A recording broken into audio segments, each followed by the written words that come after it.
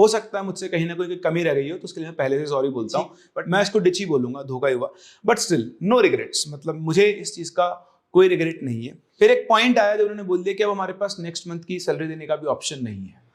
Hello students, hello everyone. वैसे मैं ये वीडियो कभी बनाना नहीं चाहता था, लेकिन जब मैं दूसरी जगह पे वीडियोस देखता हूँ और मैं कमेंट देखता हूँ, और कई बार मेरे लाइसेंस में स्टूडेंट आके पूछते हैं कि सर आपने E2 इंडिया छोड़ दिया है क्या, तो इस सवाल का जवाब देने के लिए मैं ये वीडियो बना रहा हूँ।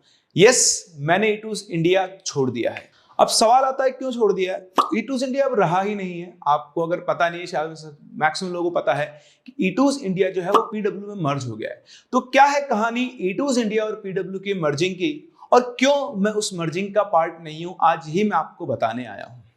शुरू से शुरू करते हैं। 2011 से मैं E2 इंडिया से जुड़ा हुआ हूं।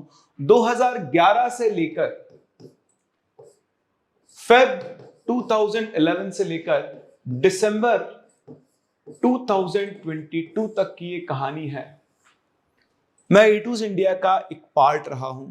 इस कंपनी की ग्रोथ में, इस कंपनी के संकट के समय में हर जगह पर मैं इनके साथ खड़ा था।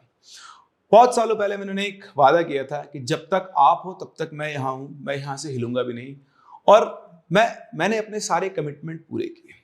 कुछ चीजें उन्होंने मुझसे कमिट की थी, लेकिन अल्टीमेटली लास्ट पॉइंट पर वो मुझे मैं इसको डिच ही बोलूंगा, धोखा ही हुआ। बट स्टिल नो रिग्रेट्स, मतलब मुझे इस चीज का कोई रिग्रेट नहीं है। तो नवंबर 22 के अंदर ये चीजें शुरू हुई। E2 के लॉसेस बढ़ रहे थे, उनके बहुत सारे कारण होते हैं फाइनेंशियल, मतलब बेसिकली जितना उनका कोर्स सेलिंग होना था, जो रेवेन्यू आना था, वो नहीं आ पा रहा था। ठीक है, और इस वजह से उनको लग रहा था कि कहीं ना कहीं चीजें गड़बड़ा रही है, अब हम सिस्टम को रन ज्यादा नहीं कर पाएंगे। जब मुझे ये सब चीजें पता लगी तो मैंने इनसे कहा कि यार ठीक है, आप नहीं कर सकते, आप ये सिस्टम मुझे दे जाओ, मैं अपने हिसाब से इसको रन कर लूंगा, आप बस बैठ के देखो पार।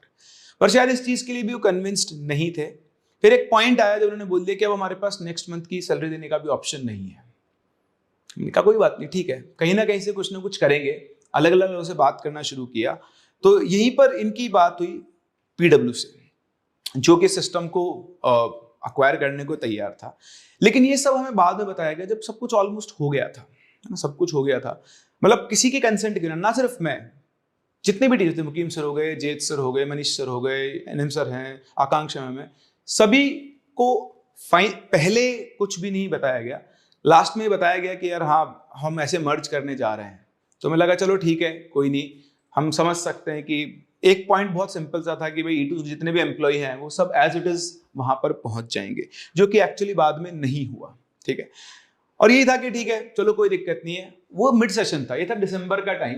तो दिसंबर के टाइम पर हम बच्चों को बीच में नहीं छोड़ सकते थे। मैंने YouTube पे खड़े होकर ऑफलाइन बच्चों को बुलाया था, ऑनलाइन बच्चों को बुलाया था, और मेरा एक बहुत सिंपल सा कंसेप्ट था कि यार चाहे कुछ भी हो जाए, मैं बच्चों को बीच में धोखा नहीं दे सकता हूं। और E2 का हर एक स्टूडेंट ये बात जानता है कि हमने उनका ऑफलाइन ऑनलाइन सारा कोर्स कंप्लीट किया है, और अभी तक भी मैं उनके साथ जुड़ा हुआ हूं। मैं उनके जो भी कोर्सेज चैप्टर्स बचे हुए वो कंप्लीट करवा रहा हूं।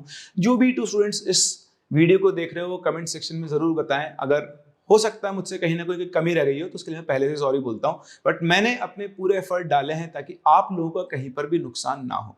मैंने जेई वालों का भी जेई मेंस से पहले पूरा कोर्स कंप्लीट करवाया, फर्स्ट अटेम्प्ट के बाद भी जिनको जो दिक्कत थी वो कंप्लीट करवाई। अभी एडवांस के लिए भी मैं उनके लिए क्रैश कोर्स लेकर आने वाला हूं। अगर वो इच्छुक है मेरे साथ जुड़कर काम करने में, पढ़ने में, मेरी गाइडेंस में काम करने में, तो वो मेरे एडवांस कोर्स से बिल्कुल जुड़ सकते हैं, जो बहुत जल्दी मैं लॉन्च करने वाला हूँ। और हमारे जो नीट एस्पिरेंट्स है उनका भी हमने सिलेबस पूरा कंप्लीट करवाया है। अभी भी कई टीचर्स जो पूरा सिलेबस वहां पर करवा रहे हैं।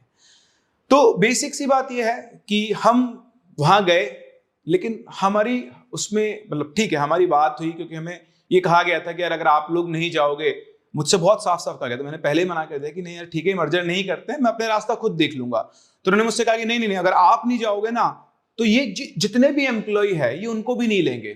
आप तो फैकल्टी हो, आपको कहीं ना कुछ जॉब मिल जाएगी, लेकिन जो इतने सारे एम्प्लॉय हैं, कैमरामैन हैं, एडिटर्स हैं, हमारे जो एकेडमिक्स वाले हैं, नॉन एकेडमिक्स वाले, इनको जॉब कहाँ मिलेगी। तो मुझे लगा कि यार चलो ठीक है, इतने सारे लोगों का मैं अपने चक्कर में, अपने विजन के चक्कर में घर नहीं बिगाड़ सकता। तो मैंने चलो ठीक है, इनको सबको साथ लेके चलते। और वहां जाके हमने कहा कि चलो ठीक है, मर्जिंग करो। मर्जिंग हुई, सब कुछ बढ़िया चल रहा था। मुझे ऐसा किसी ब्रांड से कोई दिक्कत नहीं है, मैं कभी किसी के बारे में नेगेटिव बोलता नहीं और मैं इन झोलों में पड़ता भी नहीं हूँ, ठीक है। ऑल्दो कुछ और चीजें हैं जिनसे मैं खुश नहीं हूँ, मैंने सोचा नहीं था ऐसा होगा, बट स्टिल इट्स ओके, मतलब मैं उस चीज को बोलना भी नहीं चाहता हूँ यहाँ पर। सो द पॉइंट इज कि फिर मर्जिंग हुई, 1-2 महीने गुजरे, फेब के बाद आई फेल्ट लाइक, मतलब कि यार नहीं, जो मैं वहां कर रहा था वही मैं यहाँ कर रहा हूँ। मेरे खुद के अपने कुछ और ड्रीम्स है, मेरे खुद के अपने कुछ आइडियाज है जिनको मैं एग्जीक्यूट करना चाहता हूँ, और वो ऑब्वियसली ऑनलाइन एजुकेशन में। मैं जेई नीट ही रहा हूँ शुरू से, मेरा यही फोर्टे है और मैं यहीं पर कुछ कर सकता हूँ। मुझे लगता है कि मैं किसी और तरीके से स्टूडेंट्स को हेल्प कर सकता हूँ। मेरे अपने कुछ प्लान्स हैं जो मैं किसी जगह पर रहकर एग्जीक्यूट नहीं कर सकता हूं। अगर मैं करता भी हूं तो वो इनजस्टिस होगा उस पर्टिकुलर इंस्टीट्यूट के साथ। तो तब जाके मैंने डिसाइड किया, मेरी अंदर कॉलिंग आई कि यार देख, 5 साल बाद अगर मैं रिग्रेट करूंगा, मतलब मैं 5 साल पहले भी मैं कुछ करने निकला था और इसी लूप के अंदर फंस गया था, और आज फिर मैं यही करना चाहता हूं, मैं कुछ करना चाहता हूं। मेरा एक प्रोजेक्ट है, मेरा एक टारगेट है जहां तक मुझे पहुंचना है, और उसको पहुंचने के लिए मुझे अपनी पूरी एनर्जी वहां पर लगानी होगी, मुझे अपना टाइम वहां देना होगा। अगर मैं किसी सर्टेन जगह पर 8-9 घंटे के लिए काम कर रहा हूं, उसके बाद मैं इस अपने ड्रीम के साथ जस्टिस नहीं कर पाऊंगा। और आज 5 साल बाद 2028 में जाकर मैं पीछे घूम के देखूंगा तो मैं यहीं पे बैठा हूंगा, मैं अपने टारगेट के 1% भी पास नहीं पहुंचा हूंगा।